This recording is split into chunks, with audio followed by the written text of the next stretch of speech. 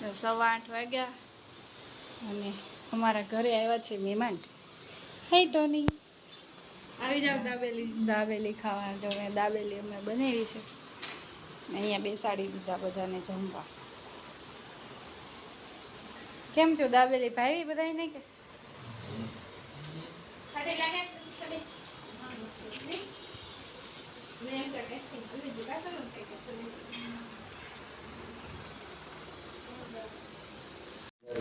Hello બીજો દિવસ થઈ ગયો છે, સવાર પડી ગયું અને જો અહીંયા બની ગઈ છે. આપણે દાબેલી લીધી હતી, ગરમ કરી દીધી છે, માં બનાવ્યા છે.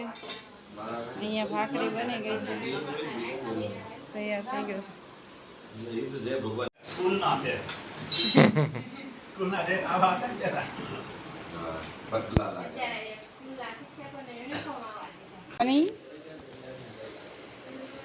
આવજો પુનીતભાઈ. પુનીત તો અહીંયા જ રહેવાનું છે. રજનીકભાઈની પુનીતને મૂકવા આવ્યા હતા. ચલો બાય બાય. પુનીત તું આવતો રહેજે આપણે. હો જરીક રજા મળે ને જરીક રજા મળે ને તોય એક દીની રજા આવે ને તો હવે તું અમારી કંપની આ બેન નીકળી ગયા, હવે તારે કંપની બનાવવાનું છે. હા, અમે ટોનીનું રિપ્લેસમેન્ટ કર્યું છે. ચલો આ બધા જાય છે. ચલો બાય બાય. આવજો. હા ભાઈ આવશો. અમે ક્યારેક અઠવાડિયામાં 2 વાર તમારા ઘરે આવેલા જ છીએ. હો તમે તારે ટેન્શન નહીં લો. આવજો. હેલો, ગુડ મોર્નિંગ, જય સ્વામિનારાયણ. આજે બનાવવાનું છે મરચાંની રીંગના ભજીયા બનાવું છું, તો એની રેસીપી શેર કરવાની છે. આજે વરસાદ બી સારો છે, તો વાતાવરણ સરસ છે, તો ભજીયા.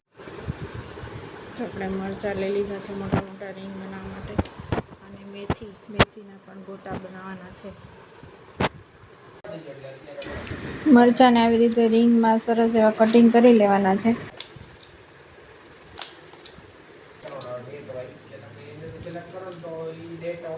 ઉત્તમ કામ કરે છે. જો આજે ઓફિસે ગયા નથી, વરસાદ બહુ છે એટલા માટે, વરસાદની આજે બહુ આગાહી છે એટલા માટે એનું કામ કરે છે. મરચાં અને મેથી બધું કટિંગ થઈ ગયું છે સરસ એવું. અને હવે આપણે મરચાંમાં ચાટ મસાલો, ટેસ્ટ મુજબ નમક નાખવાનું છે. પછી આપણે આમચૂર પાવડર નાખી શકીએ.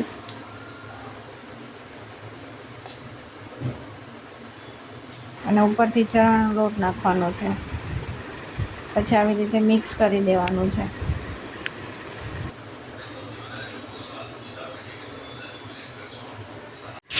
હવે આપણે ભજીયા બનાવવા માટેનું બેટર તૈયાર કરી લીધું. સૌથી પહેલાં ચણાનો લોટ લીધો, એમાં ધાણા અને મેથી ઉમેરી દીધા. પછી હવે આપણે એમાં થોડા અજમા ઉમેરીશું અને બધું સરસ એવું મિક્સ કરી દઈશું. ટેસ્ટ પ્રમાણે મીઠું ઉમેરીને પછી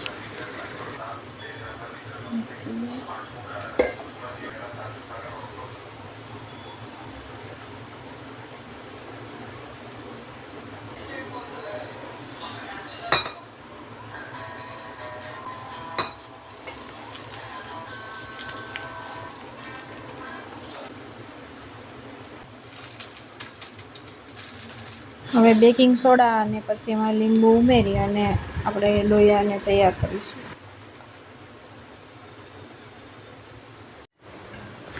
હવે તેલ ગરમ થઈ ગયું છે. આપણે સૌથી પહેલાં ભજીયા પાડીશું.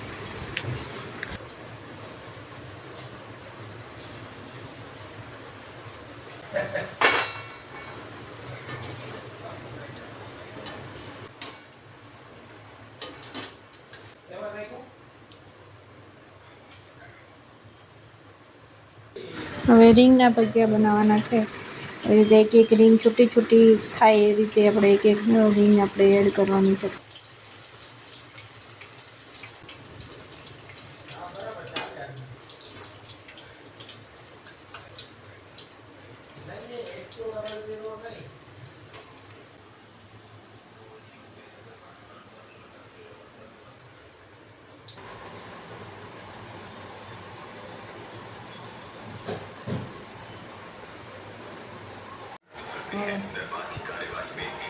કેવા લાગ્યા?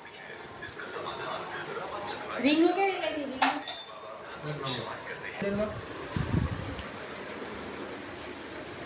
ઉત્તમ રીંગો કેવી લાગી? મસ્ત મરચાની રીંગુ. હેલો. મરચાની રીંગુ આપણે બનાવી છે. રેડા પ્રશ્ન